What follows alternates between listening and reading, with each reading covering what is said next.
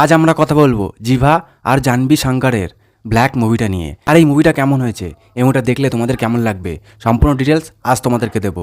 তার সঙ্গে দিয়ে দেবো মুভিটার লিঙ্কটাও, যাতে করে তোমরা পুরো মুভি দেখতে পারো ও তার মজাও নিতে পারো। এবার আসি মুভিটার কাহিনীর ওপর। এই মুভির কাহিনী হলো দুজন কাপিলের, দুজন ভালোবাসার মানুষের, আর তারা দুজন একসাথে থাকবে বলে একটা রুমের সন্ধানে যায়।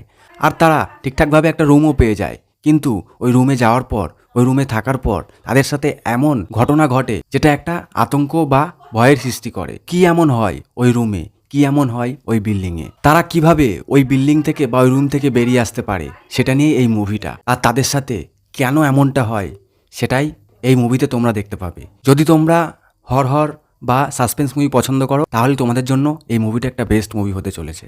তো যাও এখনই আমার ডেসক্রিপশন বক্সে, সেখানে এই মুভিটার হিন্দি ভার্সন লিঙ্ক আমি দিয়ে দিয়েছি, সেখান থেকে কপি করে চলে যাবে ক্রোমে পেস্ট করো, ডাউনলোড করো আর দেখে নাও মুভিটা।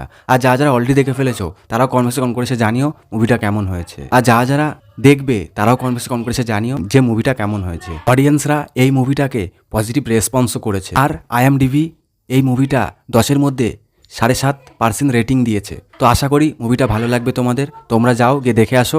আর আজকের মতো এতটুকুই, দেখা হচ্ছে অন্য একটা মুভি লিঙ্ক নিয়ে। ততক্ষণের জন্য সবাই ভালো থেকো, সুস্থ থেকো।